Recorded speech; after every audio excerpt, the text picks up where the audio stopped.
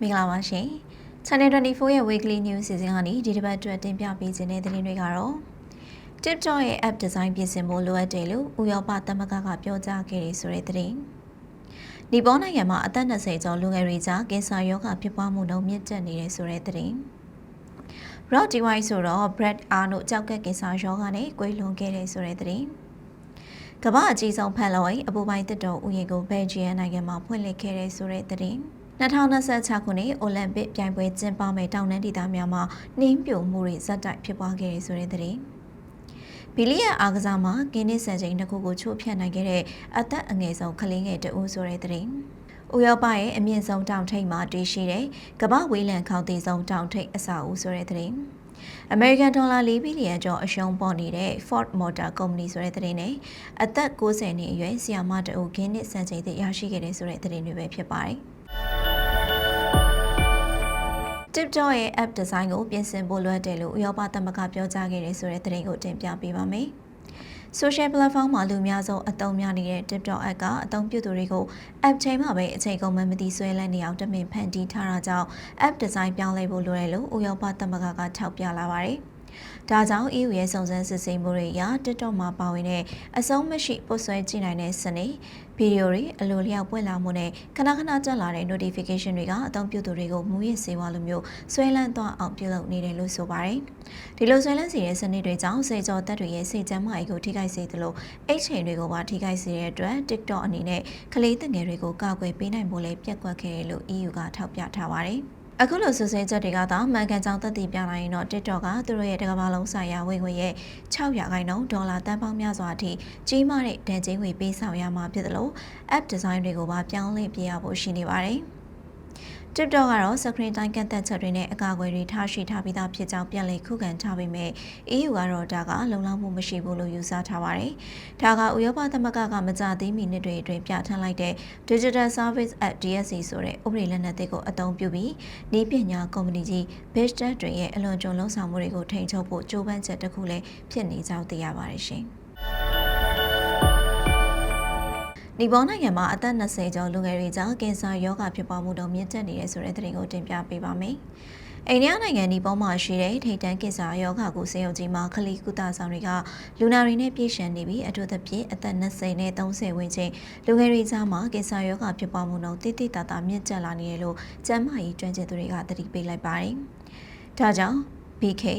ခိုရာလာထိမှန်ကင်ဆာရောဂါကိုဆေးရုံရဲ့အချက်လက်တွေရပြီးခဲ့တဲ့ဘဏ္ဍာနှစ်တွင်လူနာပေါင်း2,100,000ကျော်အထိရှိခဲ့ပြီးတော့ရခိုင်နှစ်တက်52%ခန့်မြင့်တက်လာတယ်လို့ဆိုပါတယ်။အထူးသဖြင့်ကလေးသူငယ်တွေအတွက်တည်တံ့ထားရှိတဲ့ကတိတွေကအမြဲတမ်းပြည့်နေလေရှိရလို့ဆိုပါတယ်။ကမ္ဘာ့ကျန်းမာရေးဖွဲ့ WHO ရဲ့ခန့်မှန်းချက်အရနီပေါမှာနှစ်စဉ်ကလေးငယ်1200မှ1600ကြားကင်ဆာရောဂါစမ်းသပ်တွေ့ရှိနေရပြီး၎င်းတို့နဲ့20%မှ30%ခန့်သာအသက်ရှင်သန်နိုင်ခြေရှိတယ်လို့သိရပါတယ်။ရခိုင်ကအသက်50ကျော်မှသာအဖြစ်များလေးရှိတဲ့ကင်ဆာရောဂါကအခုခါလူငယ်တွေမှာပါကူးစက်ပြန့်နှံ့လာနေတာဖြစ်ပါတယ်။ဒီနေ့တွေမှာပိုးသက်စီအလွန်ကျွံသုံးဆွဲမှုမတန်ရှင်းတဲ့အစားအစာတွေစားသုံးမှုကိုယ်လက်လှုပ်ရှားမှုနဲ့ပါလာမှုနဲ့ပတ်ဝန်းကျင်ညဉ့်ညံ့မှုပြင်ဗီဇနဲ့တခြားမျိုးရိုးဗီဇဆိုင်ရာအကြောင်းအရာတွေနဲ့တူယောဂရှာဖွေမှုနည်းပညာတိုးတက်လာခြင်းကြောင့်လည်းယောဂကိုပုံမဖော်ထုတ်လာနိုင်တယ်လို့ဆိုပါတယ်။ယောဂဖြစ်ပွားမှုများပြားလာနေပေမဲ့နီပေါနိုင်ငံရဲ့ကျန်းမာရေးကဏ္ဍဟာအခက်အခဲများစွာနဲ့ရင်ဆိုင်နေရဆဲဖြစ်ပြီးလူနာများစုကယောဂချင်းတွေအဆင့်3ဒါမှမဟုတ်အဆင့်4ရောက်မှသာဆေးရုံကိုရောက်ရှိလာမှုပြည်တွင်းကုသစေရဲ့ကြီးမြင့်မှုတို့ကြောင့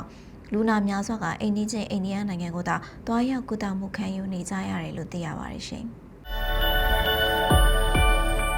Rod Device ဆိုတော့ Brad Arnold ကြောက်ကက်ကင်ဆာရောဂါနဲ့ကွယ်လွန်ခဲ့တဲ့ဆိုတဲ့သတင်းကိုတင်ပြပေးပါမယ်။2000ပြည့်နှစ်ဝန်းကျင်က Kryptonite, Hey Without You စတဲ့နာမည်ကျော်သီချင်းတွေနဲ့ဂီတလောကကိုလွှမ်းမိုးခဲ့တဲ့ Three Doors Down Device ရဲ့အဓိကဆိုတော့ Brad Arnold ကအသက်48နှစ်အရွယ်မှာကွယ်လွန်သွားပြီဖြစ်တယ်လို့သိရပါတယ်။ Brad Arnoldကအဆင့်၄ကြောက်ကက်ကင်ဆာဝေဒနာကိုခံစားနေရတာဖြစ်ပြီးမိသားစုဝင်တွေအနားမှာပဲအေးချမ်းစွာကွယ်လွန်သွားခဲ့တယ်လို့သိရပါတယ်။ဇနီးဖြစ်သူ Jennifer Garfi က Brad ကနောက်ဆုံးချိန်ထိစိတ်ဓာတ်ကြံ့ခိုင်စွာနဲ့ယောဂကိုရင်ဆိုင်သွားခဲ့တယ်လို့အတည်ပြုပြောကြားခဲ့ပါတယ်။ Brad ကကျွန်တော်တို့အတွက်သိသက်ရှင်တဦးထပ်ပိုတဲ့ညီကိုတယောက်ပါ။သူရဲ့စိတ်ထားကောင်းမှုနဲ့ထူးခြားတဲ့တန်ကိုအမြဲတမ်းသတိရနေမှာပါလို့ Three Doors Down Device ကဝန်နေစကားထုတ်ပြန်ထားပါတယ်။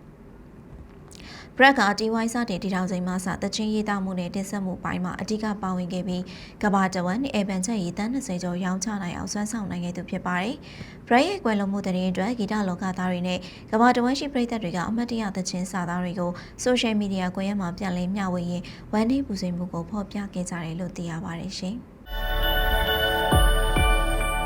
ကမ္ဘာအကြီးဆုံးဖန်လော်ရဲ့အပူပိုင်းတစ်တော်ဥယျာဉ်ကိုဘယ်လ်ဂျီယံနိုင်ငံမှာဖွင့်လှစ်ခဲ့တဲ့ဆိုတဲ့သတင်းကိုတင်ပြပေးပါမယ်။ကမ္ဘာအကြီးဆုံးဖန်လော်ရဲ့ဥယျာဉ်ဖြစ်ဘယ်လ်ဂျီယံနိုင်ငံရဲ့နာမည်ကျော်ပါရီဒိုင်ဇာတိရစ္ဆာန်ဥယျာဉ်မှာအီတရီယာလို့အမည်ပေးထားတဲ့အပူပိုင်းတစ်တော်ဖန်လော်ရဲ့ဥယျာဉ်ကြီးဖွင့်လှစ်လိုက်ပြီးဖြစ်ကြောင်းစံချိန်တင်ပြခဲ့ပါတယ်။ခံမှန်းကျယ်ဝန်းဧက30ခန့်4ဟက်တာရှိတဲ့ဒီအီဒနီယာဖန်လုံအင်ဂျီကပြင်သစ်နိုင်ငံက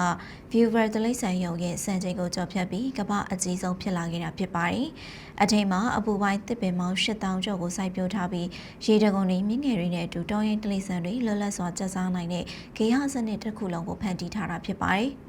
ဒီဝင်းကိုတိစောက်ဖို့အချိန်9နှစ်ယူခဲ့ရပြီး American $တန်း230ခန့်ကုန်ကျခဲ့ပါတယ်။အပေါ်ဓာတ်လျှောက်လမ်းတွေမှာတော့ဂေဟစနစ်ကိုပြောင်းလဲနေစေဖြစ်ပေမဲ့အချိန်ကြာလာတဲ့မြတစ်ပင်တွေကအထက်အဆင့်တွေထိကြီးထွားလာမယ်လို့မျှော်လင့်ရပြီးအတွင်းပိုင်းကတပြေးပြေးထူထပ်တဲ့တောအဖြစ်ကိုပြောင်းလဲသွားမှာပဲဖြစ်ပါတယ်။ဒီဖန်လုံအင်ဂျီမှာခေတ်ပင်ဒီပညာတွေအသုံးပြုပြီးအပူချိန်ကိုအမြဲတမ်း25ဒီဂရီဆယ်စီယပ်ဝန်းကျင်မှာထိန်းညှိပေးထားမှာဖြစ်ပါတယ်။ဒါကြောင့်လာရောက်လေပတ်သူတွေအနေနဲ့အပြင်ဘက်မှာဘလို့ပဲအေးခဲနေတဲ့ဆောင်းရာသီရောက်နေပါစေ။ဥရောပအလဲကောင်မှာအမေဇုံတောတွေရောက်နေတယ်လို့မျိုးခန်းစားချက်ကိုတစ်နှစ်ပတ်လုံးရရှိနေမှာဖြစ်ပါတယ်။ဒီစီမံကိန်းဟာပန်းဖြူဖို့တသက်မဟုတ်ဘဲမျိုးတုံးပြောက်ွယ်လူနီးပါးဖြစ်နေတဲ့အပူဝိုင်းဒေသတိရစ္ဆာန်တွေကိုထိန်းသိမ်းဆောင်ရှောက်ဖို့အတွက်လည်းရည်ရွယ်တယ်လို့သိရပါတယ်။ဒါ့အပြင်နေအောင်ကြီးစွမ်းကိုအဓိကအသုံးပြုထားတဲ့အတွက်အီတလီယာဖန်လုံအင်ဂျီကကမ္ဘာအကြီးဆုံးဖြစ်တယ်လို့တဘာဝပတ်ဝန်းကျင်ကိုအလေးထားတဲ့စံပြအဆောက်အဦတစ်ခုဖြစ်လာလိမ့်မယ်လို့လည်းသိရပါတယ်ရှင်။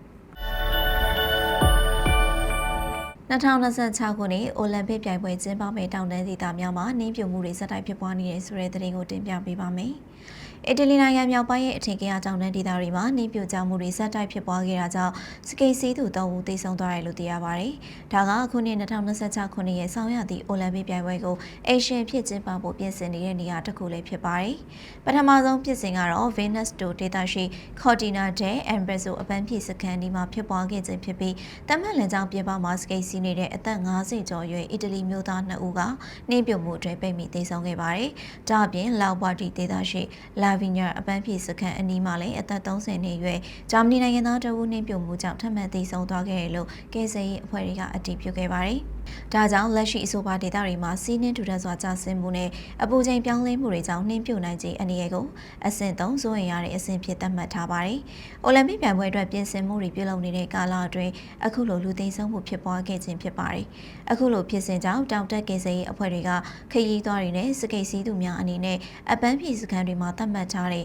ဘေးကင်းလုံခြုံတဲ့လမ်းကြောင်းတွေအတွင်းမှာသာနေထိုင်ကြဖို့နဲ့လမ်းကြောင်းပြင်ပကိုထွက်ခွာခြင်းမပြုကြဖို့အလေးအနက်သတိပေးထားတယ်လို့သိရပါတယ်ရှင်။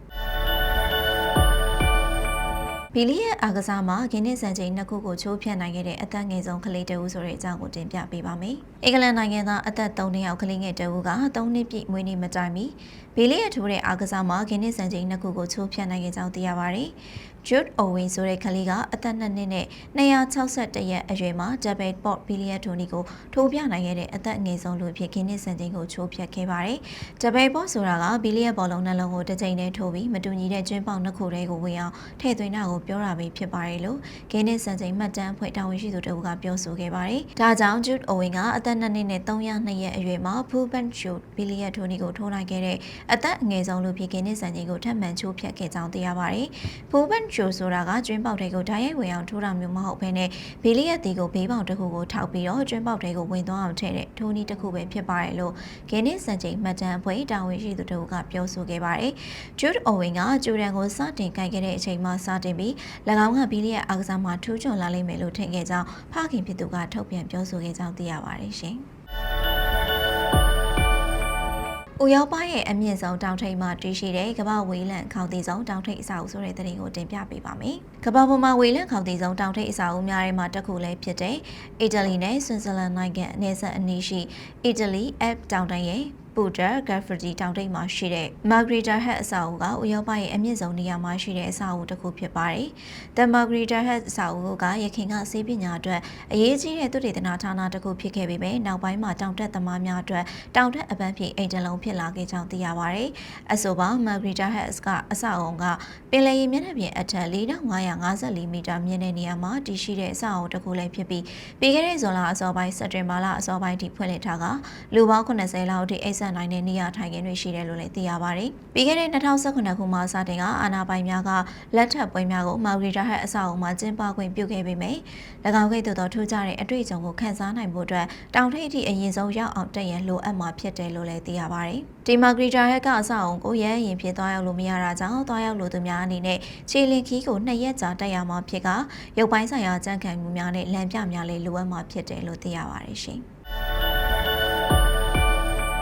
အမေရိကန်ဒေါ်လာ4ဘီလီယံကျော်အရှုံးပေါ်နေတဲ့ Ford Motor Company ဆိုတဲ့အကြောင်းကိုတင်ပြပေးပါမယ်။ Ford Motor Company ကပြီးခဲ့တဲ့2025ခုနှစ်မှာသူ့ရဲ့လျှက်စစ်ကားဌာနခွဲအမေရိကန်ဒေါ်လာ4.8ဘီလီယံအရှုံးပေါ်ခဲ့ပြီးတော့အနည်းဆုံးနောက်ထပ်2နှစ်အထိဆက်လက်အရှုံးပေါ်နေမှာဖြစ်ကြောင်း Ford Motor Company ကသတင်းထုတ်ပြန်ခဲ့ပါတယ်။အခုလိုကျေပြန့်တဲ့စီးပွားရေးတင်းမာမှုများနဲ့အတူအမေရိကန်ကားထုတ်ကုမ္ပဏီဖြစ်တဲ့ Ford Motor ကစတုတ္ထမြောက်3လပတ်မှာအမေရိကန်ဒေါ်လာ17.1ဘီလီယံအသက်တင်ဆုံးရှုံးခဲ့တယ်လို့သိရပါတယ်။မီချီဂန်ပြည်နယ်အခြေစိုက် Ford Motor Company ကပြီးခဲ့တဲ့နှစ်ဒီဇင်ဘာလမှာ EV ကားနဲ့ဆက်ဆက်တဲ့အမေရိကန်ဒေါ်လာ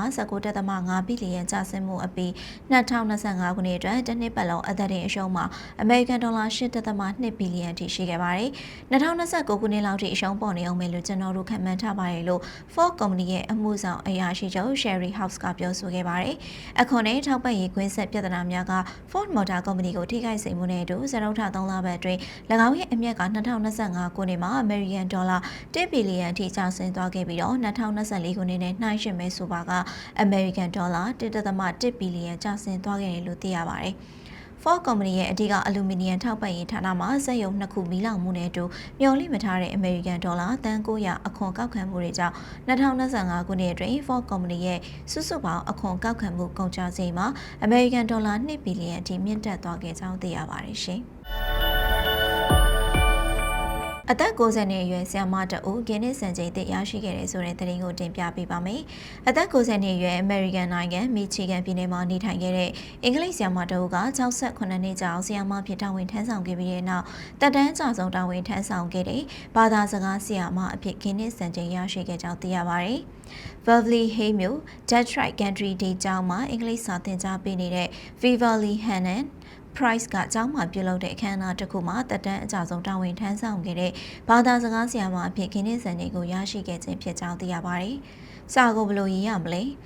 အံ့ဩဖွယ်ကောင်းတဲ့အတွေးခေါ်တွေကိုဘယ်လိုတွေးခေါ်ရမလဲဆိုတာကိုဆရာမကကျွန်တော်ကိုသင်ပေးခဲ့တာပါ။ဒါကြောင့်မို့ကျွန်တော်အခုကောင်းမွန်တဲ့နေရာတစ်ခုမှာရပ်တည်နေနိုင်တာပါလို့ကျောင်းသားဟောင်းတဦးကပြောဆိုခဲ့ပါတယ်။1958ခုနှစ်မှာသင်ကြားမှုတွေကိုစတင်လှုပ်ဆောင်ခဲ့တဲ့ Beverly Hannon Price ကဆရာမအဖြစ်မှအငြိမ်းစားယူရန်အစီအစဉ်များမရှိကြောင်းလည်းထုတ်ဖော်ပြောဆိုခဲ့ပြီးကျွန်မကဆရာမဖြစ်ကနေအငြိမ်းစားယူဖို့အစီအစဉ်မရှိပါဘူး။ဒီကြောင့်ကိုကျွန်မလုံးဝချစ်ပါတယ်။စာသင်ကြားနေရတာကိုကျွန်မမြေတဲ့သဘောကျခဲ့တာပါလို့ပြောကြားခဲ့ကြောင်းသိရပါတယ်ရှင်။အခုဆိုရင် Channel 24ရဲ့ Weekly News Season ကနေတပတ်အတွင်းဖြစ်ပွားခဲ့တဲ့သတင်းတွေကို Weekly Recap ဖြစ်နေပြန်လည်ထုတ်လွှင့်ပေးခဲ့တာပဲဖြစ်ပါတယ်ရှင်။